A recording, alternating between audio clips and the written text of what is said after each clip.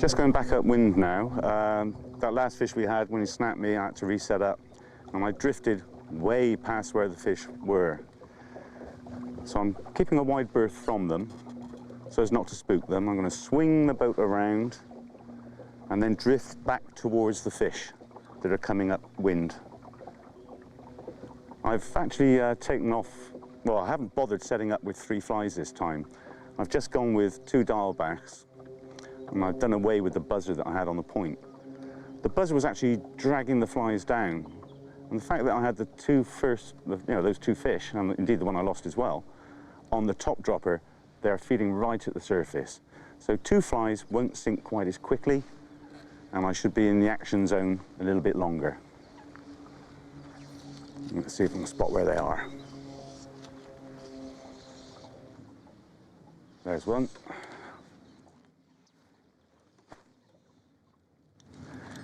That was straight in line with him. It's better if you can to come across them slightly. That way they can see both flies. There we go, just over there. That fly landed behind him, but no, there, as soon as it hit the water. Oh, he's coming towards me, I can't keep up, Ooh, that's it. Oh, some serious pulling needed there.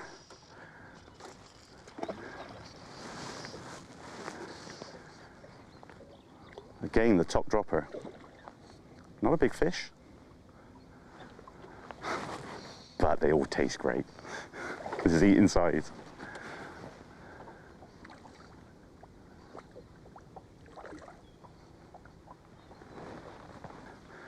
Heads up and over the net. There we go.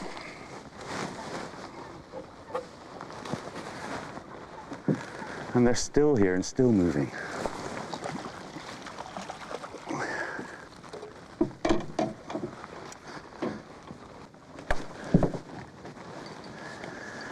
Don't you hate fishing shows where they're just pulling fish in all the time? It doesn't normally happen. Hopefully you're trying to impart a little bit of information. You see, that one was hooked clean in the scissors. Because the fly was coming across him, as he's coming forward, he's hooked right on the edge of the scissors there. That's the perfect spot. They rarely get off if you hook them there.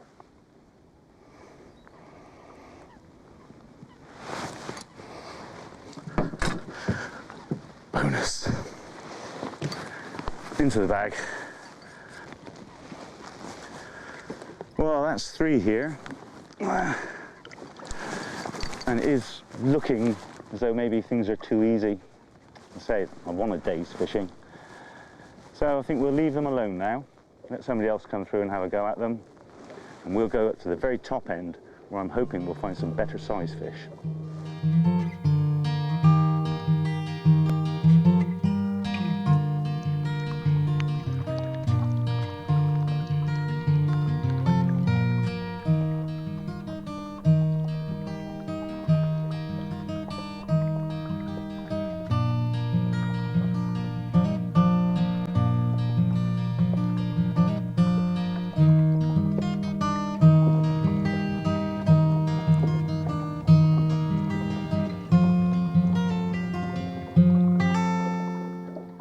Decided to move from the spot where I caught the 3 fish earlier on.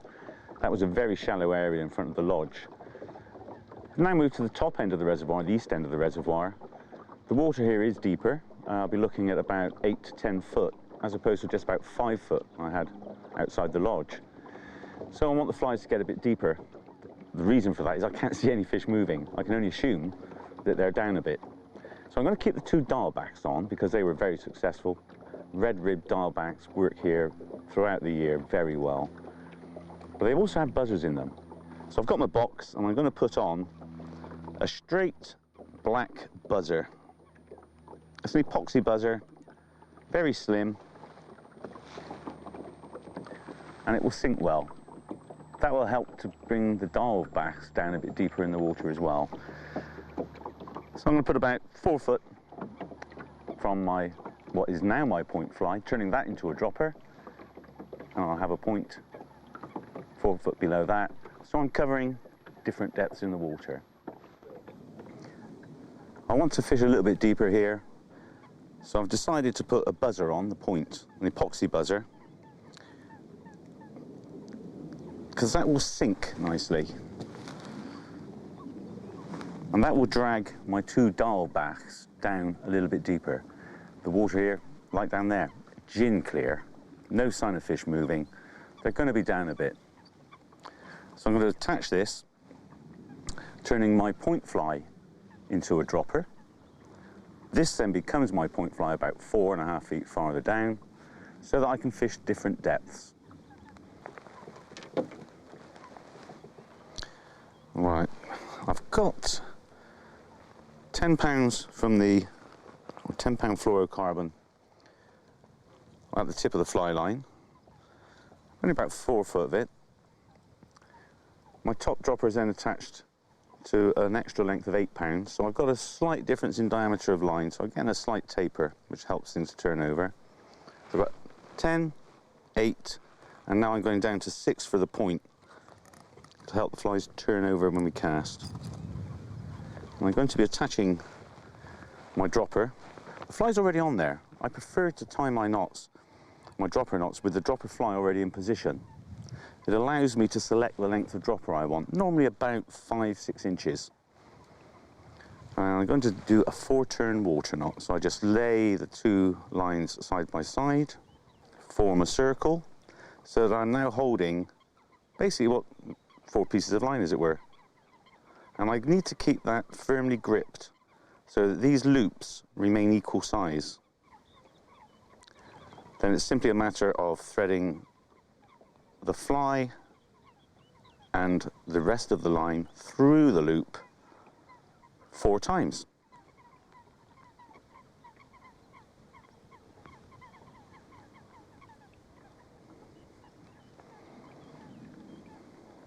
All the time keeping those loops close together. That's the basis of the knot. Now all I have to do is wet it and slide it together. Wet the line so I don't get any friction, and then I can just slide it to the length I want and pull it tight. And that forms a lovely small knot with the strength, the 8-pound strength, going straight through it. I've got a little tag end there, which I'm just going to nip off.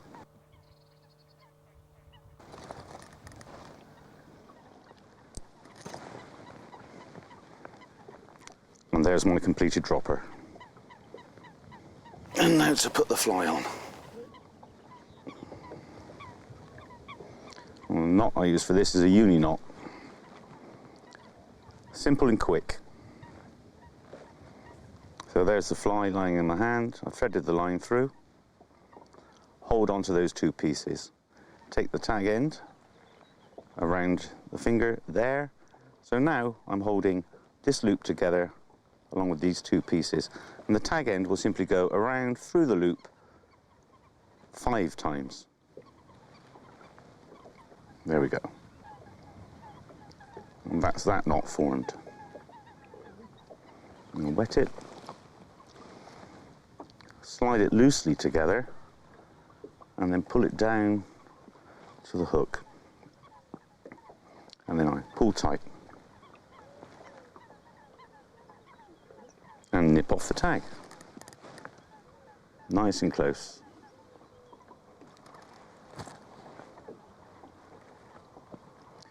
And now I've got a nice long 3-team leader ready to go. Let's get fishing.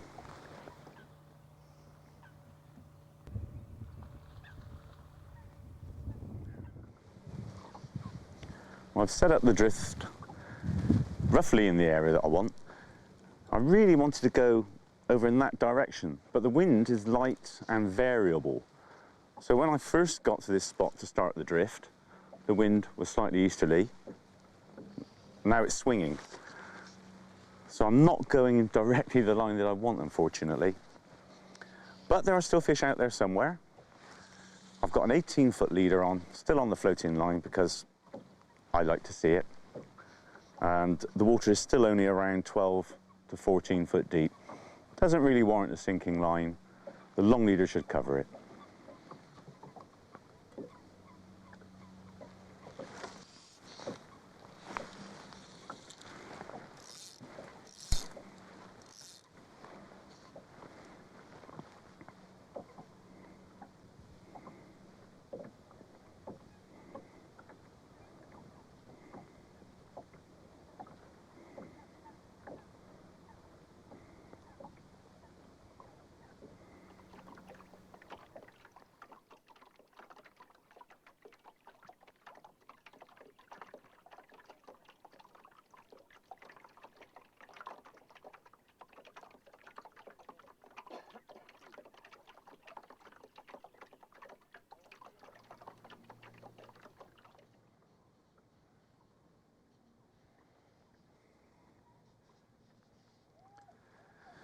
Well, nothing's happening. It's bright, it's gone very calm, not a fish moving anywhere. I don't think I'm getting down to them. Despite having an 18-foot leader on, you know, they're still fishing too high in the water. So I'm going to change. I'm going to put on a new outfit and set up another rod with an intermediate. And I'll probably go for a washing line for a while and see how that works. I'll show you what the washing line is once I've got the rod set up.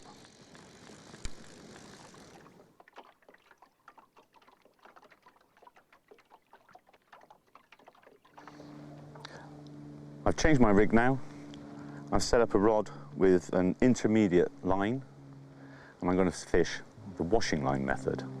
So what I've got is about 6 foot to a dropper, and as we had success with this earlier, the dropper fly on the top is going to be a red rib dialback. I've then got 3 foot to another dropper. This time I've gone for a green ribbed, just to ring the changes a little bit. You know, they might decide they prefer green today than red. And then on to the point, which is a booby. Now that's a beast. Well, not compared to a lot of them. The idea of this is the intermediate line goes out, it starts to sink. The flies go down with it, and the booby holds them up a little bit. So they're actually like a washing line, with the 2 droppers hanging off of it. Let that sink, I can count it down, and I can try different depths until I find where the fish are. Figure of 8 retrieve, nice and steady, and maybe with a little pull now and then, just in case anything fancies the booby. There are still insects hatching off. Look at that one.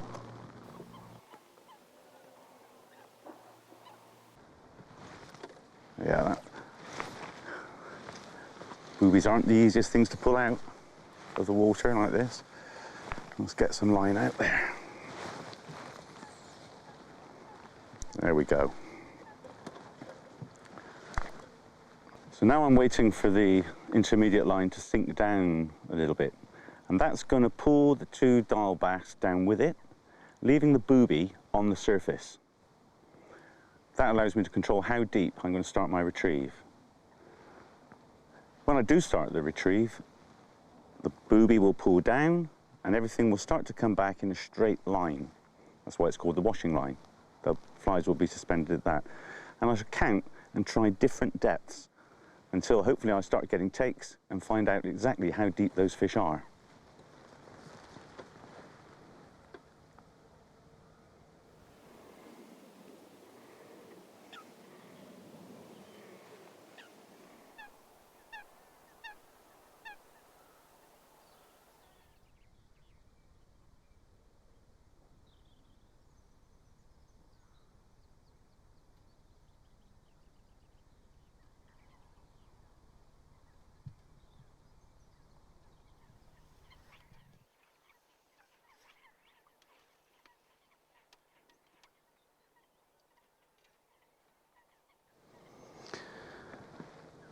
Well, it's very, very quiet, so I thought I'd take an opportunity to show you my dropper knot.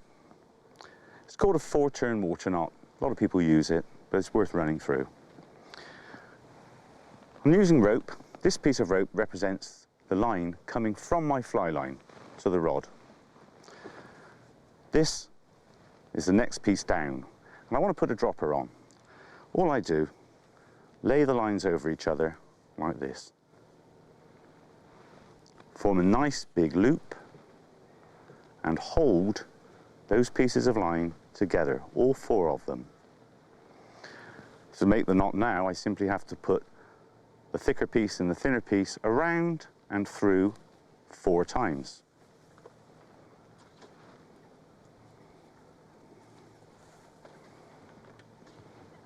Now, because this is rope and not nylon, 4 times isn't going to go. It's too hairy. So I'll just do 3. You would do 4. Once I've got to that stage, the loop's together, holding on to both ends of the line, I would normally wet it. The reason we wet the line is to provide a little bit of lubrication. Otherwise, when you pull it together, friction can damage the outside of the line, and that weakens the knot and the line. Not at all good. So I'd wet it and then pull it together, and it forms a nice, neat, small knot. There we are. So that's the dropper knot. Where does the dropper go? A lot of times I see people say, I want my flies to stand off of the line when they're in the water. So they decide to tie the fly here, on this piece. This is our lower diameter line. And look what happens. If they get a take on a hook on here, boom. You can see the stress there on that knot. The fly line, sorry, the nylon rather, is biting onto itself down here, and that severely weakens it. Me, that piece, I cut that straight off. My dropper hangs from the stronger piece. Everything is going through the knot, very, very much stronger. And you can see that would hang beautifully. So that's it, the dropper knot. Time to fish again.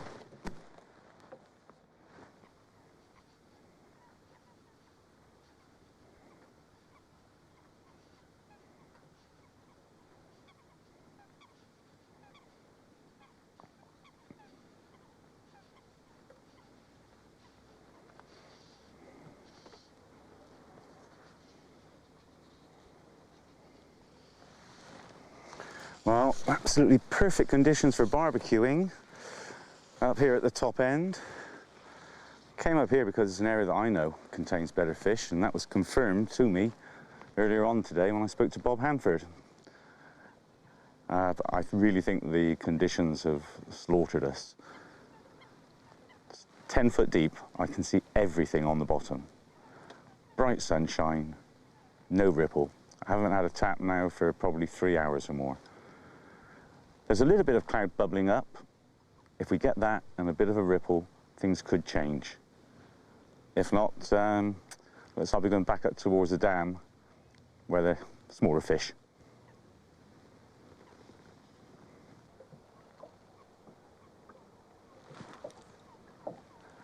Right, the wind's got up a little bit now. I was drifting without a drogue and it's pushing us along quite quickly. The sun's gone beyond the cloud at last, and I've actually seen 3 or 4 fish move, but it's pushed us off the line that I wanted. So I'm going to wind in, or at least pull the line in, motor up maybe 100 yards or so, and deploy the drogue to slow us down so that I can drift back over this spot at a pace to suit myself. There we go, let's get that in.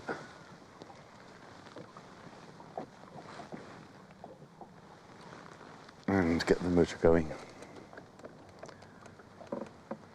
And spin us right round, go straight up, then get the boat on the right angle to the wind so that I'm not drifting over the water I've just come over with the boat.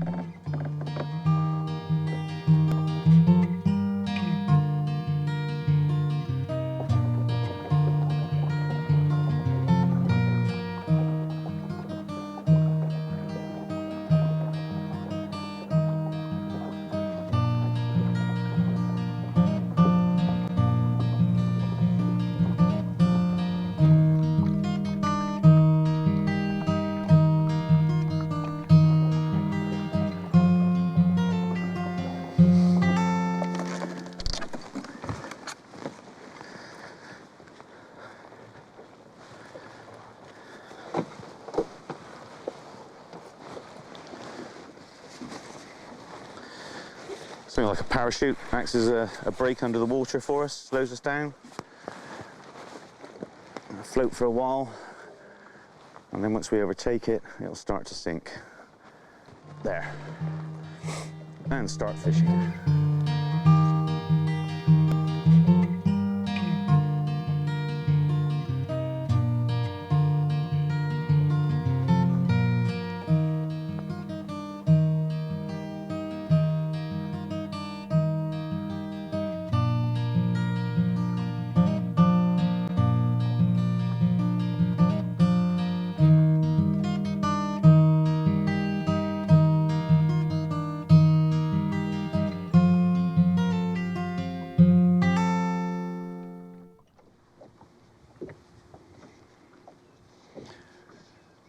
Well, it's been a long day.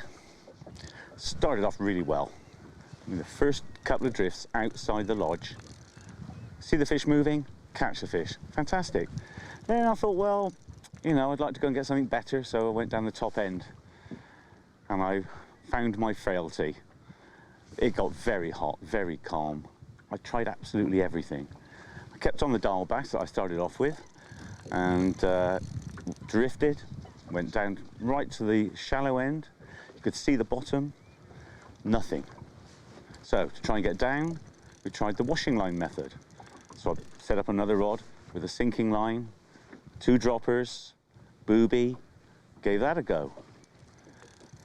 Even went to the extreme for me of putting on my terrorist flies. That is to say, big lures, and pulling them back. Blobs, boobies, all sorts. Nothing worked. They just weren't having it. We were just about to give up when some cloud came over. There was a nice bit of ripple. Fish started moving. So I set up my dry flies. How to go with that? No sooner I got it set up, then out comes the sun and down they went again. So we're stuck at it now for what? 7 or 8 hours since I had those first 3 fish. It's been a fantastic day. I've really enjoyed it, but I didn't manage to crack it. Well, the sun's going down. It's been a long day. It's been a beautiful day weather-wise. Bright sunshine is great if you want to go out sunbathing, but it makes the fishing very hard. So I'm going to call it a day there. Thanks to Bristol Water in Blagdon. What a beautiful place. Loads of fish left in here. I haven't caught them all today. You catch a fish here, you know you've earned it. I've got to go back in.